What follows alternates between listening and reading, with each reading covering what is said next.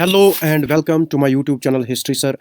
आज का जो हमारा थीम है जिस पे हमारे एमसीक्यूज बन रहे हैं वो है paths to modernization China and Japan. इसी का पार्ट 2 वीडियो लेकर आया हूँ।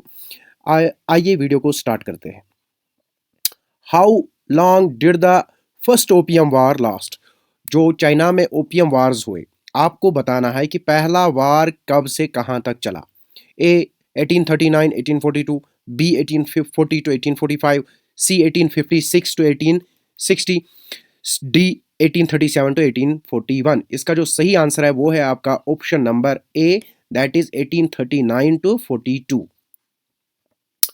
Who is unanimously regarded as the founder of modern China after the overthrow of Manchu Empire in 1911? किसको चाइना का फाउंडर, मॉडर्न चाइना का फाउंडर माना जाता है? ठीक है, जब उसने एक मूवमेंट में पार्टिसिपेट किया ताकि मांचू एम्पायर को ओवरथ्रो किया जाए इन 1911 में। क्या ये माओ जेडंग थे, चिंग के शेक थे, सुन यत सेन थे या डिंग ज़ियांगपो थे, जियोपिंग थे? इसका जो सही आंसर है वो है आपका option number C, that is Sun Yat Sen. What was the name of the Sun Yat Sen political programme? Soon Yat Sen ने एक पॉलिटिकल प्रोग्राम स्टार्ट किया था, ठीक है, चाइना में। आपको बताना है उस पॉलिटिकल प्रोग्राम का नाम क्या था। The 100 days reform, the long march, the 3 principles, the cultural revolution? इसका जो सही आंसर है वो है आपका option number C, that is the 3 principles. What were the 4 great needs identified the गोमिंडांग?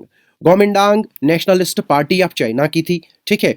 उसके हिसाब से 4 बेसिक नीड्स क्या है, ठीक है, वो आपको बतानी है। उन्होंने क्या बताया 4 बेसिक नीड्स क्या होनी चाहिए। A education, health care and military and industry, clothing, food, housing and transportation, land, labour, capital and taxation, freedom, equality, justice and democracy? इसका जो सही आंसर है वो है आपका option number B, that is clothing, food, housing and transportation are the basic 4 needs.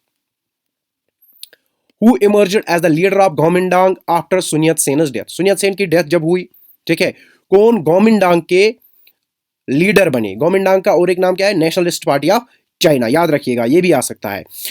A Mao जेडंग, B यून शिकाई, चिंग Kai shake, Deng Xiaoping? इसका जो सही आंसर है वो है आपका Chiang Kai Shek. Who was the editor of popular life weekly magazine? आपको बताना है कि लाइफ वीकली मैगजीन के पॉपुलर एडिटर कौन थे इनमें। ल्यूजॉन, जो तोफेन, सुन यत सेन, चिंग काई शेक? इसका जो सही आंसर है वो है आपका option number B, Zou Taofen. Next, in which year was the Chinese Communist Party of India, sorry, Chinese Communist Party of China founded?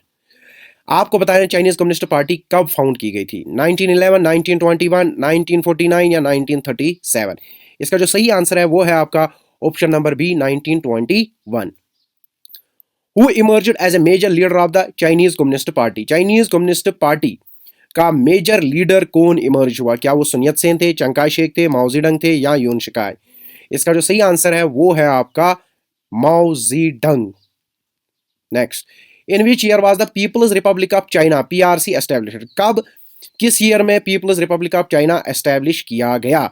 1911, 1949, 1941, 1945? इसका जो सही आंसर है वो है आपका option number B, that is 1949। What was the main goal of the Great Leap Forward movement launched in 1958? ये भी आ सकता है, ग्रेट लीप फॉरवर्ड मूवमेंट कब स्टार्ट की, किसने स्टार्ट की, ठीक है। To establish democratic government, to rapidly industrialize the country, to expand China's territory, to promote foreign trade? क्या ये एस्टैब्लिश किया गया डेमोक्रेटिक गवर्नेंस के लिए, या रैपिडली चाइना को इंडस्ट्रियलाइज किया जाए, या चाइना की टेरिटरी को एक्सपैंड किया जाए, या चाइना के फॉरेन ट्रेड को प्रमोट किया जाए? ये जो ग्रेट लीप फॉरवर्ड मूवमेंट 1958 में, इसमें भी माओ जेडंग का ही हाथ था। आपको बताना है कि भाई साहब इसका मेन गोल क्या था। इसका जो सही आंसर है वो है आपका option number B, to rapidly industrialize the country. Who launched the Great Proletariat Cultural Revolution?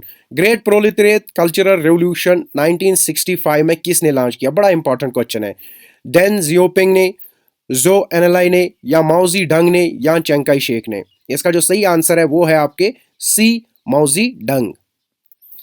Who were the primary participants in the Red Guard during the Cultural Revolution? Cultural Revolution जब हुआ, जिसको lead कर रहे थे माओ जेडंग, आपको बताना है वहां पर जो रेड गार्ड थे, इनके जो समर्थक थे, यहाँ जो इसमें बड़ा चढ़ाकर पार्टिसिपेट कर रहे थे, उनको रेड गार्ड्स कहा जाता था। ये भी क्वेश्चन आ सकता है, ठीक है। आपको बताना है इसमें मेन पार्टिसिपेंट, यहाँ प्राइमरी पार्टिसिपेंट्स कौन थे? फार्मर्स थे, फैक्ट्री वर्कर्स थे, स्टूडेंट्स थे, आर्मी थी, बिजनेसमैन और इंटेलेक्चुअल थे, या फॉरेनर रेवोल्यूशनरीज थे। इसका जो सही आंसर है वो है आपका option number B, students and army. Which two countries primarily supported North Korea and South Korea during Korean War of 1950? आपको बताना है कोरिया में वार हुआ 1950 में, नॉर्थ और साउथ कोरिया के दरमियान। इन दोनों को कोई कंट्रीज, दो बहुत पावरफुल कंट्रीज रिप्रेजेंट कर रही थी या साथ दे रही थी। क्या एक को नॉर्थ को कोई और दे रहा था, साउथ। आपको बताना है वो दो कंट्रीज कौन है। Soviet union supported south Korea and China supported north Korea. Soviet union यानी कि रशिया सपोर्ट कर रहा था साउथ कोरिया को, चाइना सपोर्ट कर रहा था नॉर्थ कोरिया को।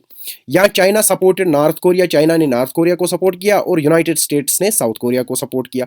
Japan supported north Korea and British supported south Korea. Japan ने सपोर्ट किया नॉर्थ कोरिया को, ब्रिटिश ने सपोर्ट किया साउथ कोरिया को। Germany supported north Korea, Germany ने सपोर्ट किया नॉर्थ कोरिया को, और फ्रांस ने सपोर्ट किया साउथ कोरिया को। आज भी अगर देखा जाए, इनको आज भी यही दो कंट्री सपोर्ट कर रही है। देन इसका जो ऑप्शन है वो है बनता है आपका B, that is China is supporting North Korea, Kim को, और यूनाइटेड स्टेट्स किसको सपोर्ट कर रही है? साउथ कोरिया को।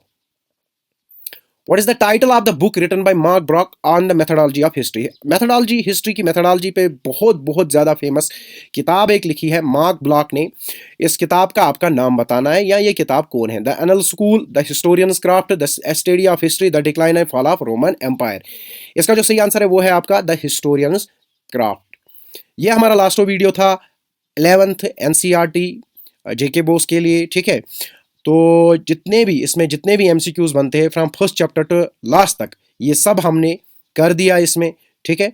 अब हम आगे 10th 9th का पॉसिबली ले आएंगे। और अगर आपको वीडियोस अच्छे लगे, प्लीज़ डू सब्सक्राइब।